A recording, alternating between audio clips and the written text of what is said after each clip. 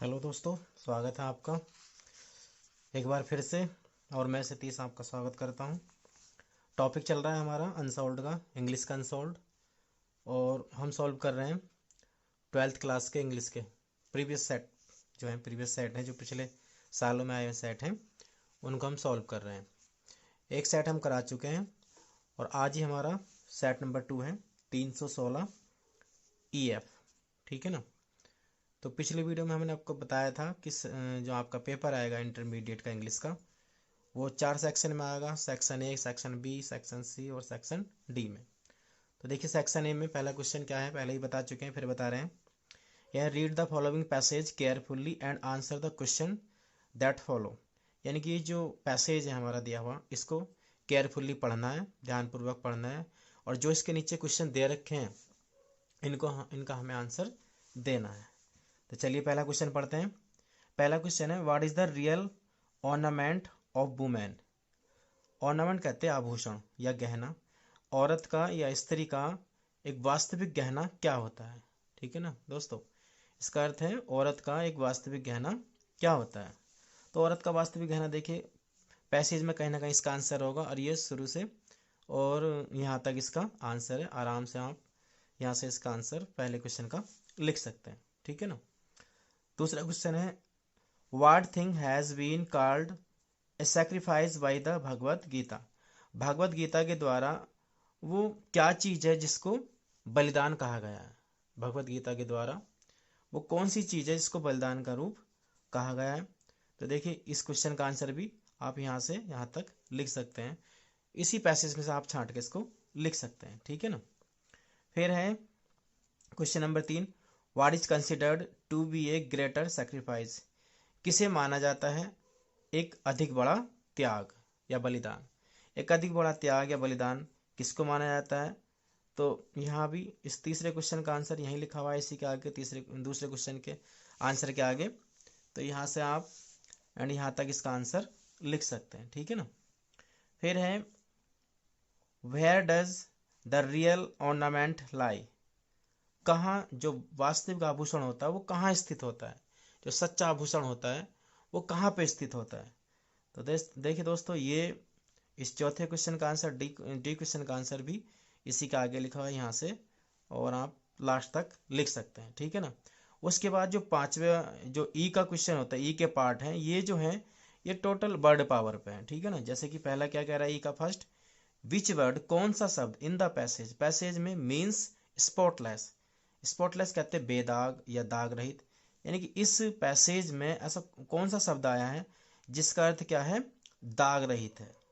जिसका अर्थ क्या है, दाग रहित है। तो देखिए दोस्तों, ये प्योरीफाइंग, प्योरीफाई माने क्या होता है, शुद्ध होता है। तो इसका जो स्पॉटलेस का जो मीन्स होगा इसमें, वो क्या होगा, दाग रहित यानी कि शुद्ध। इसका अर्थ क्या होगा, शुद्ध होगा। ठीक है। नेक्स्ट है, विच वर्ड कौन सा शब्द इन द पैसेज, पैसेज में इज माने है, द अपोजिट माने उल्टा यानी कि बिलोंग ऑफ इनसिग्निफिकेंस। इनसिग्निफिकेंस का होता है अमहत्वपूर्ण। इनसिग्निफिकेंस कहते हैं दोस्तों अमहत्वपूर्ण। तो इसका उल्टा यानी इसका अपोजिट क्या होगा, देखिए कहीं पैसेज में ही होगा, कहीं ना कहीं मिल जाएगा। अगर हम इसमें से इन हटा देंगे तो वो इसका उल्टा हो जाता है, इसका बिलोंग हो जाता है। देखिए ये लिख रहा है सिग्निफिकेंस। तो इसका पैसेज में अपोजिट जो है वो क्या है, सिग्निफिकेंस है। तो इसके आंसर में हम क्या लिख देंगे, सिग्निफिकेंस। ठीक है ना। नेक्स्ट है, what does the phrase getting rid of mean in the passage. क्या इस फ्रेज जो वाक्यांश है गेटिंग रिड ऑफ का अर्थ है इन द पैसेज माने पैसेज में, इस पैसेज में इस फ्रेज का क्या अर्थ है। तो देखिए गेट रिड ऑफ होता है छुटकारा पाना। तो इस पैसेज में इस गेटिंग रिड ऑफ का अर्थ है कि हमें क्या है, यहाँ से इसका आंसर हो जाएगा जो हमें किस चीज़ से छुटकारा पाना चाहिए, the distinction of high and low. हमें जो है ये ऊंच नीच के जो अंतर होता है इससे हमें छुटकारा पा लेना चाहिए। ठीक है ना। तो इसका आंसर आप यहाँ से बना के लिख देंगे। ठीक है दोस्तों। तो ये है आपका सेक्शन ए। चलिए सेक्शन बी की तरफ बढ़ते हैं। सेक्शन बी राइटिंग का है, और क्वेश्चन नंबर 2 क्या कह रहा है, right an article on any one of the following topics in about 150 words. ये आपका आर्टिकल है जो इसका जो आपको 100 से 150 शब्दों में लिखने हैं। जैसे पहला है, challenges before our country. Challenges माने चुनौतियां बिफोर आवर कंट्री, हमारे देश के सामने। हमारे देश के सामने क्या क्या चुनौतियां हैं? तो देखिए बहुत आसान आर्टिकल है। हमारे देश के सामने क्या क्या चुनौतियां हैं? बेरोजगारी है, अनएम्प्लॉयमेंट है, डबरी है, टेररिज्म है, ठीक है ना। तो ऐसी बहुत सारी चुनौतियां हमारे देश के सामने हैं, तो उन्हीं को आप हेडिंग बना के लिख सकते हैं। नेक्स्ट है how can be make our environment friendly. कैसे हम अपने इन्वायरमेंट कहते हैं बात पर्यावरण को, फ्रेंडली कहते हैं मैत्रीपूर्ण, कैसे हम अपने पर्यावरण को मैत्रीपूर्ण बना सकते हैं। तो ये जो हमारा इन्वायरमेंट है इसको हम कैसे अच्छा बना सकते हैं, इसमें भी आप अपने शब्दों में बना बना के बहुत कुछ लिख सकते हैं, ये भी आसान है, ठीक है ना। और सी है, या ये लिख सकते हैं आप, democracy in the year that follow. प्रजातंत्र इन द ईयर में साल में, दैट फॉलो जो चल रहा है, यानी जिसको आप जिसमें आप हैं उस साल में डेमोक्रेसी का क्या रोल है वो आप लिख सकते हैं, ठीक है ना। प्रेजेंट टाइम में डेमोक्रेसी का रोल बताना है यहाँ पे। तो ये 3 आर्टिकल एग्जाम में आएंगे, कोई से एक आर्टिकल को आपको लिखना है, ठीक है ना। क्वेश्चन नंबर 3 क्या कह रहा है दोस्तों? Write a letter to the CMO of your district. CMO की फुल फॉर्म है चीफ मेडिकल ऑफिसर, मुख्य चिकित्सा अधिकारी। तो CMO को एक लेटर लिखना है ऑफ योर डिस्ट्रिक्ट, अपने जिले के, रिक्वेस्टिंग हिम, उनसे प्रार्थना करते हुए, टू इनिटिएट करते हुए बच्चों प्रारंभ करना दोस्तों, प्रारंभ करने के लिए वैक्सीनेशन प्रोग्राम, एक दवाई का प्रोग्राम प्रारंभ करने के लिए इन योर विलेज, तुम्हारे गांव में। यानी कि तुम्हें CMO को, अपने जिले के CMO को एक लेटर लिखना है कि हमें जो है अपने गांव में वैक्सीनेशन का प्रोग्राम कराना है। तो ये लेटर हमने आपको लिखवाए हैं, डिस्क्रिप्शन में आपको लिंक मिल जाएगा, वहाँ से आप लेटर भी कंप्लीट कर सकते हैं, आर्टिकल भी कंप्लीट कर सकते हैं, ठीक है ना। तो बहुत आसान है, वैक्सीनेशन के प्रोग्राम के बारे में आप CMO को लेटर आराम से लिख दें। कोई एक समस्या बता सकते हैं, कोई एक बीमारी बता सकते हैं, जैसे कि कोविड-19 है उसके बारे में लिख सकते हैं आप, और CMO को लेटर इस तरह से आप बड़ी आसानी से लिख सकते हैं, ठीक है ना। या ऑप्शन में दूसरा लेटर भी है, write a letter to your principal, अपने प्रिंसिपल को एक लेटर लिखो, रिक्वेस्टिंग हिम, उनसे प्रार्थना करते हुए, to organise a district level debate. Organise कहते हैं क्या व्यवस्था कराना, एक डिस्ट्रिक्ट लेवल डिबेट, एक जिला स्तरीय डिबेट कहते वाद विवाद प्रतियोगिता कह लो, ऑन रिलीजन, धर्म पर, एंड पॉलिटिक्स, और राजनीति पर, इन योर कॉलेज, अपने कॉलेज में। तो ये आपका जो लेटर है प्रिंसिपल को आपको प्रार्थना करनी है कि एक जिला स्तरीय डिबेट का प्रोग्राम हमारे इस कॉलेज में किया जाए, और इसमें प्रोग्राम में जो टॉपिक हो वो हो धर्म और राजनीति। धर्म और राजनीति पे डिबेट करनी है जिला स्तरीय, उसके बारे में आपको यहाँ पे प्रिंसिपल को लेटर लिखना है, ठीक है दोस्तों। आगे बढ़ते हैं। नेक्स्ट हमारा ये सेक्शन सी है, ये ग्रामर का पोर्शन है, तो इसको देख लेते हैं। ये पहला क्वेश्चन क्या है, लिख रहा है, देखिए, चूज द करेक्ट ऑप्शन, सही ऑप्शन चुनो, to answer the following question, निम्नलिखित प्रश्नों के उत्तर देने के लिए। यहाँ पे देखिए 4 ऑप्शन दिए हुए हैं प्रत्येक क्वेश्चन के, कोई सा एक सही है, आप एग्जाम में आपको कोई सा एक लिखना है। पहला क्वेश्चन है अनड्यू फेवर। अनड्यू का मतलब होता है दोस्तों अनुचित, ठीक है ना। फेवर कहते हैं पक्ष, undue favour, to place one's relative in lucrative posts in is called. ये वन वर्ड है दोस्तों, क्या है, वन वर्ड। अनड्यू फेवर अनुचित सहारा या अनुचित सहयोग, टू प्लेस माने रखने के लिए, वंस रिलेटिव्स किसी के रिश्तेदार को, इन लुक्रेटिव पोस्ट एक लाभप्रद, लुक्रेटिव कहते हैं लाभप्रद या लाभदायक, तो लाभदायक पदों पर किसी के रिश्तेदारों को रखने का अनुचित जो सहयोग है वो क्या कहलाता है? अनुचित सहयोग, अपने रिश्तेदार को या किसी के रिश्तेदार को लाभप्रद पोस्ट पर आपको अनुचित तरीके से रखवाना है, तो वो चीज़ क्या कहलाती है? तो देखिए वो बहुत कॉमन है, उसको बोलते हैं नेपोटिज्म। क्या बोलते हैं? नेपोटिज्म, भाई भतीजावाद, यानी कि अपने सगे संबंधियों को आपने अनुचित तरीके से अगर कहीं पर रखवाया है, किसी ने रखवाया है, तो उसको बोलते हैं भाई भतीजावाद, नेपोटिज्म, ठीक है ना। कास्टिज्म जातिवाद होता है, सेकुलरिज्म जो है ये धर्मवाद होता है, धर्मनिरपेक्षतावाद, ठीक है ना। नेक्स्ट है, तो इसका आंसर ये हो जाएगा नेपोटिज्म, भाई भतीजावाद। नेक्स्ट है the phrase on the when means, ये जो फ्रेज है वाक्यांश ऑन द वेन, इसका अर्थ क्या है? तो देखिए दोस्तों, इसका अर्थ ऑन द वेन का अर्थ होता है कम होना। तो यहाँ पे कम होने का कौन सा ऑप्शन सही है? डिक्रीजिंग, ठीक है ना। तो डिक्रीजिंग माने क्या होता है? कम होना। कहते हैं इंक्रीजिंग माने तो बढ़ना होता है, डबलिंग माने विकास करना होता है, ठीक है ना। द सिनोनियम्स ऑफ डेस्पाइस, डेस्पाइस का हमें सिनोनियम देना है, पर्यायवाची देना है। तो डेस्पाइस मान होता है घृणा करना, नफरत करना, तो इसका हो जाएगा हेट। ठीक है। नेक्स्ट है Rohit has gone before his father कम। देखिए दोस्तों ये मिसप्रिंट है, यहाँ पर ये लिख तो रखा है इन्होंने which word in the above sentence, कौन सा शब्द ऊपर के सेंटेंस में इज एन एरर, एक गलती है। तो देखिए यहाँ पे कमी दो जगह है, हैज का हैड होना है और कम का केम होना है, और ये पास्ट परफेक्ट की कंडीशन बन जाएगी। ठीक है ना दोस्तों। तो यहाँ पे ये जो अनसोल्ड है इसकी कमी है, या पेपर वालों की कमी है, यहाँ पे दो जगह एरर है, एक तो कम का केम होना है और हैज का हैड होना है, तब जाके ये पास्ट परफेक्ट की कंडीशन बन जाएगी। ठीक है ना दोस्तों। नेक्स्ट है द एंटोनियम ऑफ सेवरर। तो सेवरर का एंटोनियम हमें देना है। देखिए सेवरर मान होता है कठोर, क्या होता है कठोर, तो कठोर का एंटोनियम क्या होगा, मुलायम होगा। अब मुलायम की इसमें स्पेलिंग है मिल्ड, क्या है मिल्ड। ठीक है। तो इसका जो एंटोनियम होगा सेवरर का वो क्या होगा, मिल्ड होगा। ठीक है दोस्तों। नेक्स्ट आगे बढ़ते हैं। ये है change any one, question number 5 का A, change any one of the following into indirect narration. ये आपकी डायरेक्ट है, नरेशन है यहाँ पे। एग्जाम में कोई सी एक करनी है, अभी हम सारी करेंगे। ठीक है ना। तो चलिए पहली करके देखते हैं। पहला है ये हमारा मोहित सेड टू रीता। तो आंसर नंबर 5 है, आंसर नंबर 5 का first. Mohit said to Rita, Mohit ने रीता से कहा, क्या कहा, why did you stop here, तुम यहाँ क्या क्यों रुक गई। तो देखिए ये हमारा इंट्रोगेटिव सेंटेंस है, और इंट्रोगेटिव सेंटेंस की जब हम इनडायरेक्ट बनाते हैं तो रिपोर्टिंग वर्ब का सैड या सैड टू आस्ट में बदल जाता है, इंक्वायर्ड ऑफ में बदल जाता है। तो यहाँ हम क्या करेंगे, मोहित सैड टू का हमने बदल दिया आस्क्ड में, इसको चेंज कर देंगे आस्ट में रीता। कंजक्शन इंट्रोगेटिव सेंटेंस की जब हम डायरेक्ट बनाते हैं तो कंजक्शन इफ या वेदर का यूज करते हैं, और जब कोई क्वेश्चन वर्ड होता है, जब कोई प्रश्नवाचक शब्द होता है तो वही कंजक्शन बन जाता है। तो वही ही यहाँ पे कंजक्शन हमारा बन जाएगा। ठीक है दोस्तों। और इस रिपोर्टेड स्पीच के सेंटेंस को असर्टिव की तरह बनाते हैं, यानी साधारण की तरह बनाते हैं।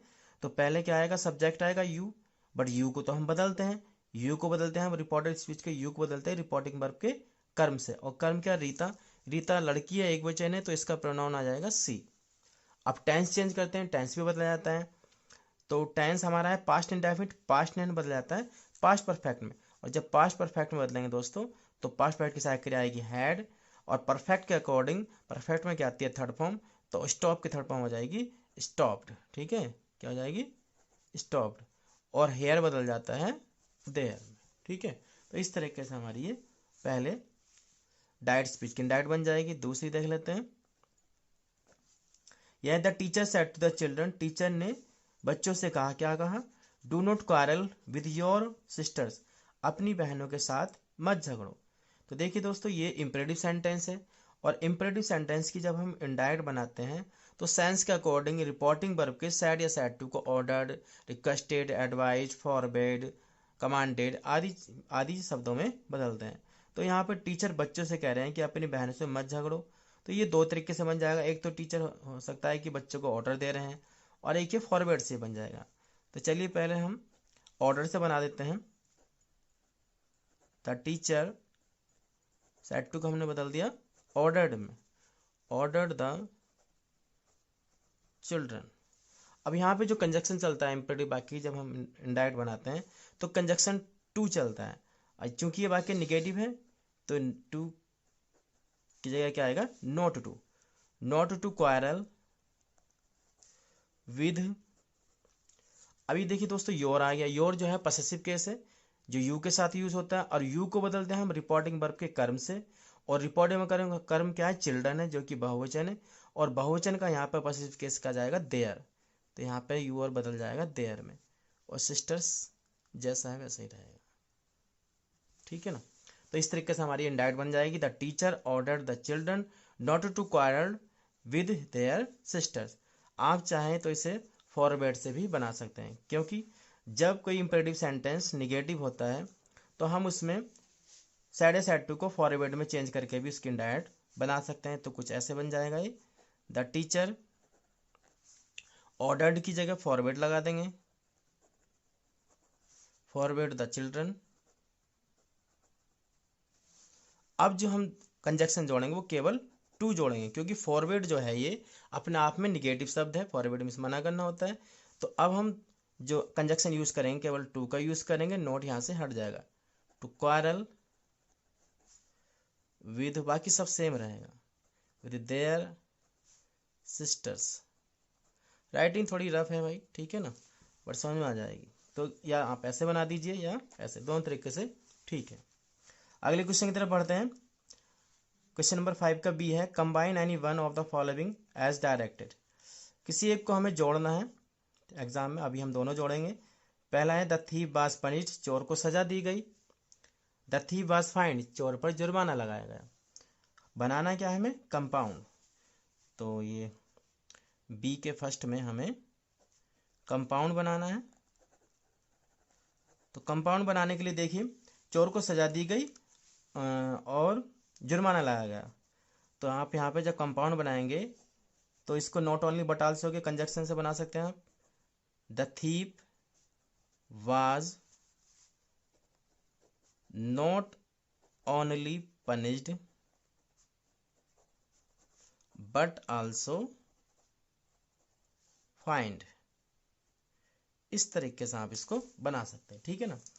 या आप ऐसे बना सकते हैं कि द थीप, कई सारे तरीके हैं इसके। The thief was both, the thief was both punished and find. इस तरीके से भी आप इसको बना सकते हैं, ठीक है ना दोस्तों। चलिए आगे देखते हैं। आगे है when does the train arrive, train कब आती है। I don't know the time, मैं समय नहीं जानता हूँ। कंप्लेक्स सेंटेंस बनाना है दोस्तों हमें। तो चलिए इसका कंप्लेक्स बना देते हैं। तो सेकंड में हमें बनाना है कंप्लेक्स। एग्जाम में आपको कोई सा एक करना, अभी हम दोनों करके बता रहे हैं आपको।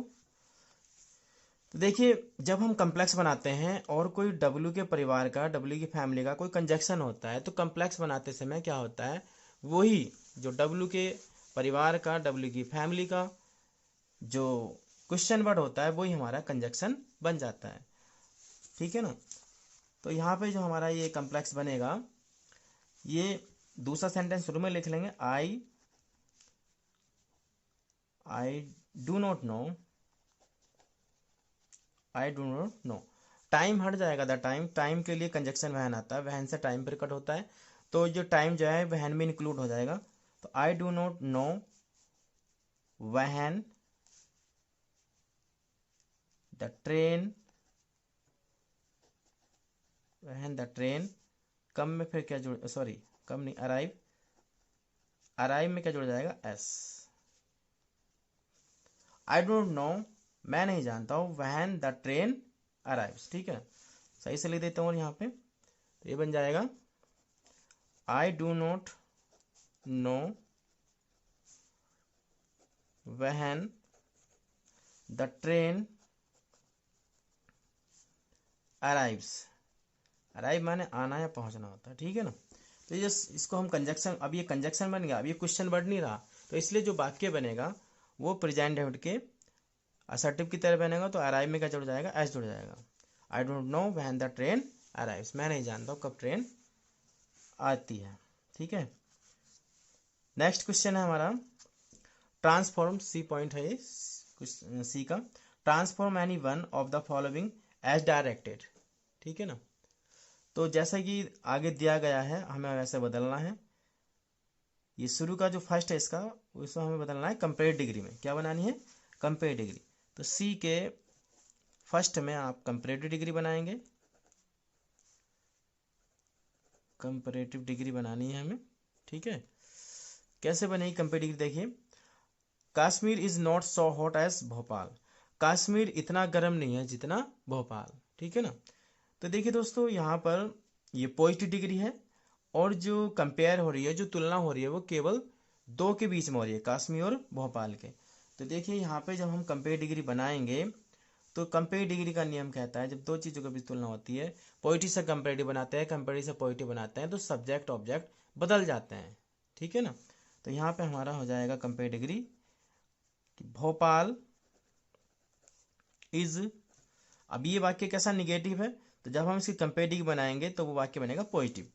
ठीक है, भोपाल इज हॉट की कंपेयर लगा देंगे हॉटर, भोपाल इज हॉटर, और कंपेयर डिग्री का कंजक्शन होता है than, Bhopal is hotter than, किससे हॉट है, देन कश्मीर, देन कश्मीर आ जाएगा।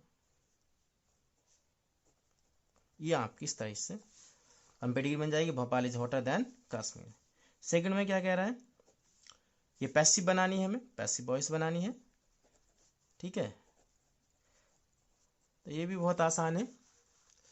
देखिए ये है सेंटेंस हमारा, व्हाट मेड यू हैप्पी, किस चीज ने तुम्हें खुश किया, किस चीज ने तुम्हें खुश किया। तो बहुत आसान है। देखिए पैसिव वॉइस जब बनाते हैं तो सबसे पहले ऑब्जेक्ट को सब्जेक्ट बनाते हैं, बट ये वाक्य क्वेश्चन इंट्रोगेटिव है, और ये जो वाट है ये इंट्रोगेटिव सब्जेक्ट है।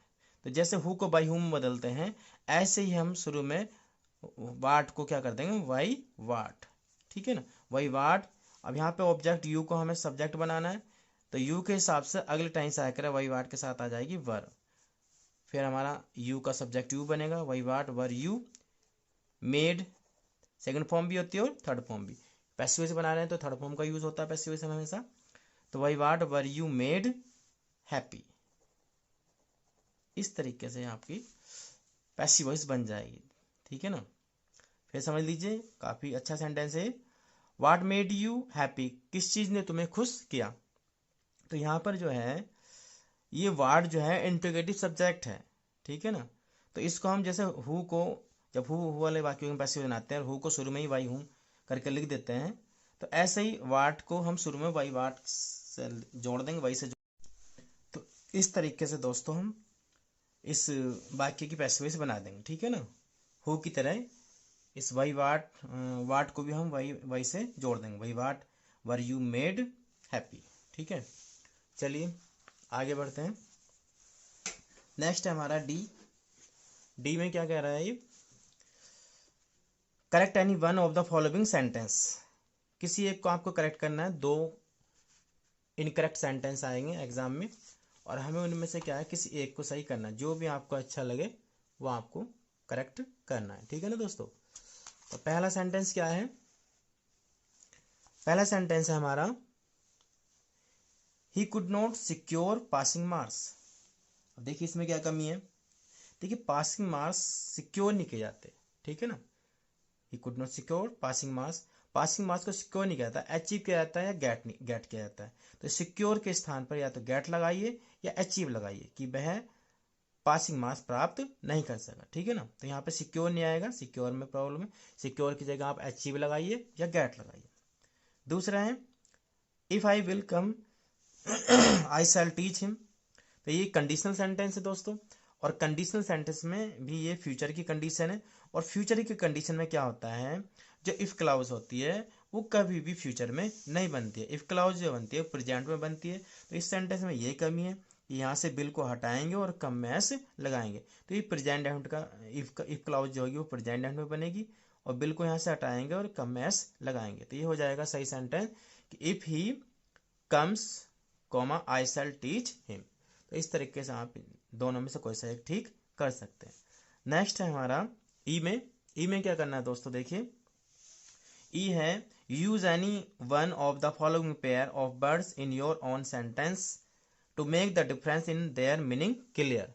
तो यहाँ पे जो बूझ रहा है ये, यहाँ पे ये होमोफोन्स है, क्या है दोस्तों, होमोफोन्स। यहाँ पे किसी एक जो जोड़ा है, ये पेन पेन एडेप्ट एडेप्ट, किसी एक जोड़े को आपको अपने सेंटेंस में यूज करना है और उसका अर्थ क्लियर करना है। एग्जाम में दो जोड़े आएंगे, दो पेयर आएंगे, कोई से एक पेयर पे आप दो सेंटेंस बना देना और दोनों का अर्थ क्लियर कर देना। अभी हम दोनों पेयर का सेंटेंस में यूज करेंगे। ठीक है ना, इसको बोलते हैं होमोफोन्स। तो इनको हमें अपने सेंटेंस में यूज करना होता है इनका अर्थ क्लियर करने के लिए। ठीक है दोस्तों, चलिए देखते हैं। जैसे कि आप ई का फर्स्ट क्या है, पेन, इसका एक सेंटेंस बना देंगे, दूसरा भी पेन ही है। बोलने में होमोफोन्स होते हैं जो बोलने में एक जैसे हों बट उनके अर्थ अलग अलग हों। फिर दूसरे में क्या है, अडेप्ट, ये अडेप्ट है, और ये भी अडेप्ट है बट सबके अर्थ क्या है, मीनिंग क्या है, अलग है। ये पेन होता है दर्द, सबको पता है, ठीक है ना। एंड ये पेन जो होता है ये कांच का टुकड़ा होता है, कांच का टुकड़ा। अडेप्ट ये होता है ढालना, ये ढालना होता है दोस्तों इसका अर्थ। एंड अडेप्ट ये होता है कुशल, कुशल या निपुण, कुछ भी कह सकते हैं। अगर आपको इनके मीनिंग याद है तो फिर आप इजीली क्या है इनका सेंटेंस में यूज कर सकते हैं और इनका अर्थ क्लियर कर सकते हैं। तो जैसे पेन दर्द का कर लीजिए कि कुछ भी, आई एम सफरिंग, कुछ भी समथिंग, कुछ भी बना सकते हैं आप, I am suffering from knee pain, कुछ भी समथिंग, ठीक है ना। मैं घुटनों के दर्द से पीड़ित हो रहा हूँ, ठीक है ना। अब ये पेन कांच का टुकड़ा, आई ब्रोक, मैंने तोड़ दिया, पेन ऑफ ग्लास या ए पेन ऑफ ग्लास, मैंने कांच का एक टुकड़ा तोड़ दिया। इस तरीके से आप इसका यूज कर सकते हैं, ठीक है ना। नेक्स्ट है अडेप्ट, अडेप्ट में ढालना होता है, तो इस पर कुछ बना सकते हैं कि वी शुड, बस अर्थ क्लियर होना चाहिए, ढालने का कोई सेंटेंस आप बना सकते हैं सामाजिक। वी शुड अडेप्ट, हमें ढाल लेना चाहिए, ourselves, we should adapt our self, हमें स्वयं को ढाल लेना चाहिए, अकॉर्डिंग टू आवर एटमोसफेयर, लगा दो एटमोसफेयर, अपने वातावरण के अकॉर्डिंग हम अपने आप को ढाल लेना चाहिए। कैसा भी सेंटेंस आप बना सकते हैं, बस अर्थ के लिए होना चाहिए। अब इसे अडेप्ट में बना देते हैं, ये अडेप्ट का मतलब कुशल या निपुण होता है, तो इसमें आप कुछ बना सकते हैं, आई एम अडेप्ट, मैं कुशल हूँ, कोई भी सब्जेक्ट ले सकते हैं आप, इन इंग्लिश ले लो, मैं इंग्लिश में कुशल हूँ, ठीक है ना। इतना छोटा सा आप सेंटेंस बना सकते हैं, I am adapt in English, मैं इंग्लिश में कुशल हूँ, ठीक है दोस्तों। तो इस तरीके से होम पॉन से जो एग्जाम में दो पेयर आएंगे, दो जोड़े आएंगे, कोई से एक पेयर का आपको अर्थ क्लियर करना होगा अपने सेंटेंस में यूज करके पेयर को, इस तरीके से, ठीक है। आगे बढ़ते हैं, आगे है दोस्तों हमारी ये स्टोरी है, ठीक है ना। बहुत आसान स्टोरी है, जल्दी से बना लेते हैं, चलिए। आंसर नंबर 6, 5 नंबर की स्टोरी है दोस्तों, चलिए बनाते हैं। पहला सेंटेंस क्या कह रहा है, भारतवर्ष एक महान देश है, देखिए कितना आसान है। तो India is a great country, इसका अतीत बहुत ही शानदार रहा है, इट्स, अतीत का मतलब पास्ट, यानी कि बीता हुआ समय, it's past has been, present perfect में बनेगा ये सेंटेंस, बी मीन होना या रहना, रहा है, it's past has been very, शानदार की आप ग्रांड ला सकते हैं, वेरी ग्रांड या वेरी गुड, कुछ भी समथिंग, बहुत ही शानदार रहा है, ठीक है ना। ग्लोरियस लगा सकते हैं आप। विदेशी आक्रमणकारियों ने इस देश को लूटने का प्रयास किया, ये 5 मिनट का वाक्य है और सब्जेक्ट हमारा विदेशी आक्रमणकारी, तो फॉरेन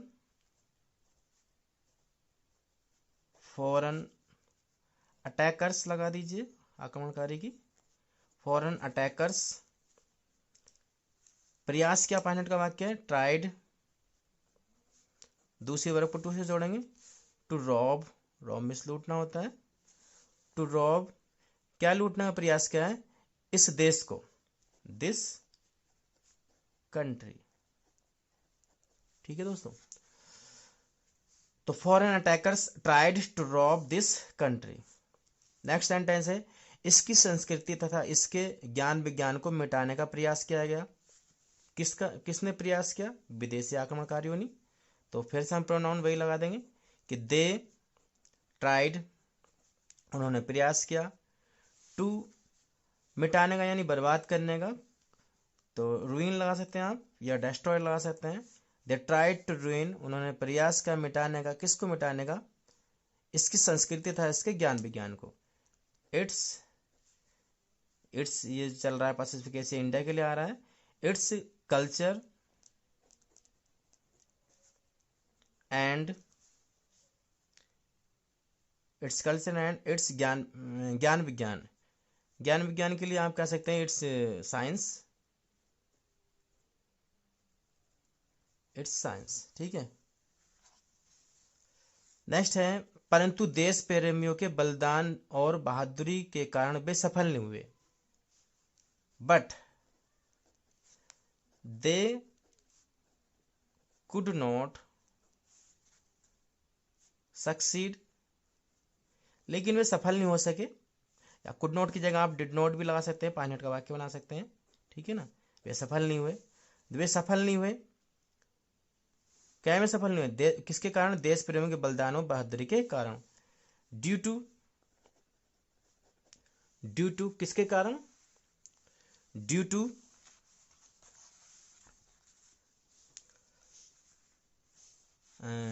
देश प्रेमियों के बलिदान और बहादुरी के कारण, ड्यू टू सैक्रिफाइस, बलिदान सैक्रिफाइस होते हैं, sacrifices and bravery, due to sacrifices and bravery, यानी कि बलिदान और बहादुरी के कारण, किसकी बलिदान और किसके बहादुरी, देश प्रेम को बोलते हैं पैट्रियोट्स, ठीक है ना। तो सेंटेंस इस तरह से बन गया दोस्तों कि but they could not succeed, लेकिन वे सफल नहीं हो सके, due to sacrifices and bravery of patriots, ठीक है। नेक्स्ट है सेंटेंस, आज भी देश में किसी चीज की कमी नहीं है, आज भी देश में किसी चीज की कमी नहीं है, तो बहुत आसान सेंटेंस है। देयर के यूज से आप बना सकते हैं, there is no want, want means चाहना भी होता है, वांट मीन्स कमी भी होती है, there is no want of anything in the country, आज भी देश में किसी चीज की कमी नहीं है। यदि दिन दूनी रात चुगनी बढ़ती हुई जनसंख्या पर नियंत्रण हो जाए तो देश पुनः समृद्ध हो जाएगा। अब नियंत्रण कौन करेगा दोस्तों, हम, तो यहाँ पे प्रोनाउन हम का यूज करेंगे, वी का यूज करेंगे, कि यदि हम दिन दूनी रात चौगुनी बढ़ती हुई जनसंख्या पर नियंत्रण कर लें तो देश पुनः समृद्ध हो जाएगा। कंडीशन में बदल देते हैं, तो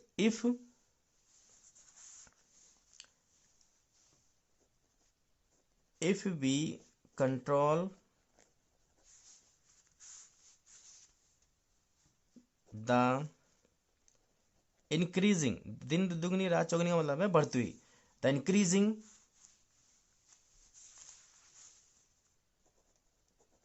पॉपुलेशन, यदि हम बढ़ती हुई जनसंख्या को रोक लेते हैं, कंट्रोल कर लेते हैं, तो जनसंख्या पर नियंत्रण हो जाए, तो we can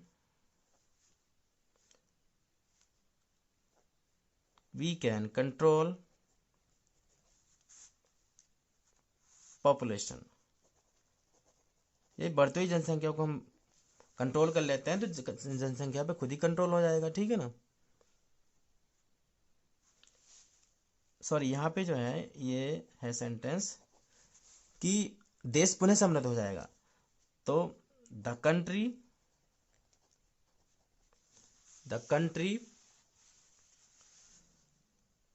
will be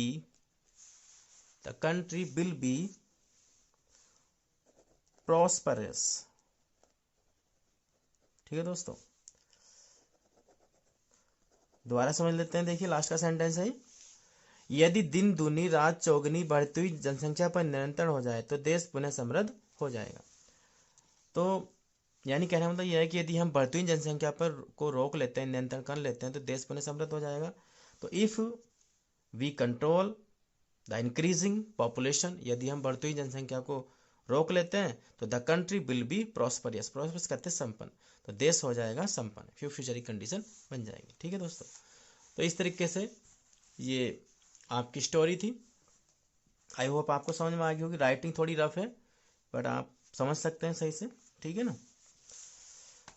next है हमारा सेक्शन डी, ये लिटरेचर का है दोस्तों। यहाँ पे क्या है देखिए, answer the following question in about 40 words. ये शॉर्ट क्वेश्चन है और 2 शॉर्ट क्वेश्चन आएंगे, आपको 40-40 शब्दों में इसका आंसर देना है। जैसे पहला क्वेश्चन है हु वाज मुकेश, मुकेश कौन था, and what was his ambition, और इसकी एम्बिशन क्या थी। और दूसरा क्वेश्चन है ये ना पसंद आए तो ये कर देना या ये करना है। How deep was the pool, कितना गहरा पूल था। What was there inside the water, और पानी के अंदर क्या था। ठीक है ना। नेक्स्ट क्वेश्चन है what did Hamel say, Hamel ने क्या कहा about French language, French language के बारे में हैमल ने क्या कहा था। या दूसरा क्वेश्चन ये है who was the rat trap seller, चूहेदानी बेचने वाला कौन था।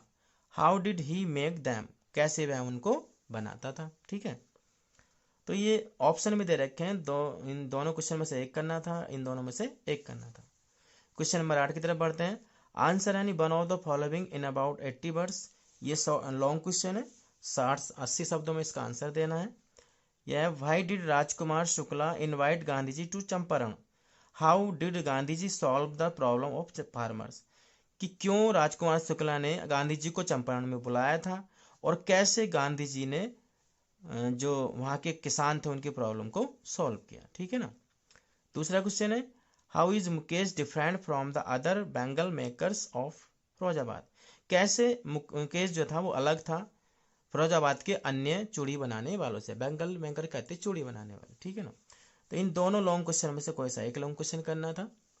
एग्जाम में ऐसे 2 लॉन्ग क्वेश्चन आएंगे और कोई सा एक आपको करना होगा।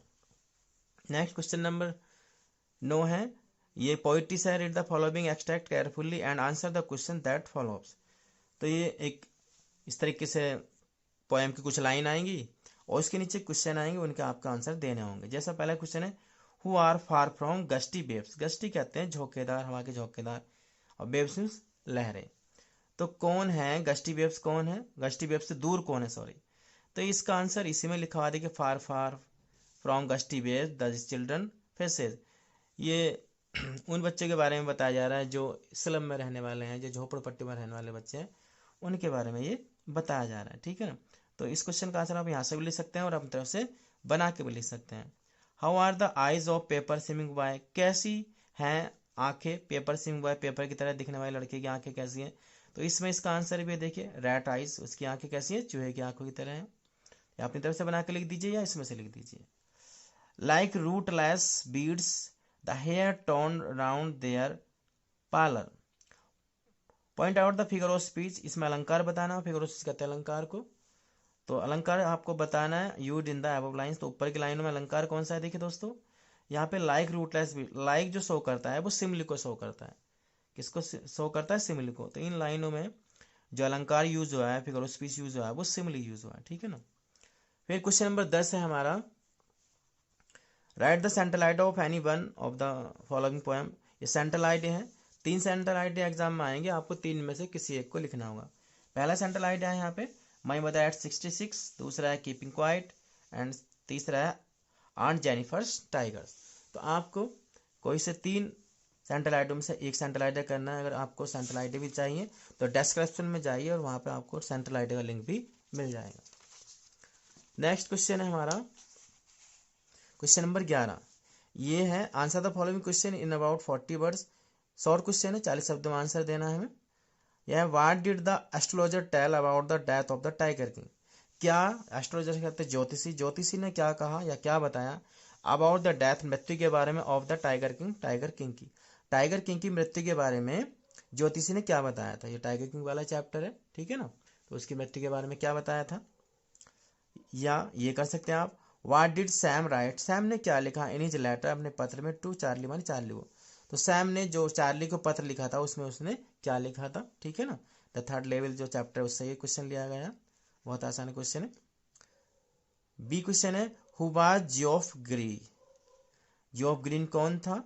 What did he offer to the student, उसने स्टूडेंट्स को क्या ऑफर किया था। ये अंटार्कटिका वाला चैप्टर है। ठीक है ना। वो उनको ट्रिप पे लेके गया था, तो ट्रिप वाली कहानी इसमें अंटार्कटिका की। तो ये भी आसान क्वेश्चन है। नेक्स्ट है हु वाज क्लेयर, क्लेयर कौन था। Why was Jack worried about her, तो क्लेयर कौन थी और जैक उसके बारे में क्यों चिंतित था। देखिए क्लेयर जो थी वो जैक की ही पत्नी थी और चूंकि वो प्रेग्नेंट थी। ये भी चैप्टर अच्छा है, आपने पढ़ा होगा, ठीक है ना। इसका आंसर भी आप शॉर्ट में लिख सकते हैं। फिर क्वेश्चन नंबर 12, लास्ट क्वेश्चन है ये। Answer any one of the following question, निम्नलिखित क्वेश्चन में से एक का आंसर देना है हमें इन अबाउट 80 वर्ड, वही 80 शब्दों में हमें आंसर देना है। और पहला क्वेश्चन है कि हु वाज डॉक्टर सदाव, डॉक्टर सदाव कौन थे। हाउ डिड ही मीट हाना, कैसे वो हाना से मिले।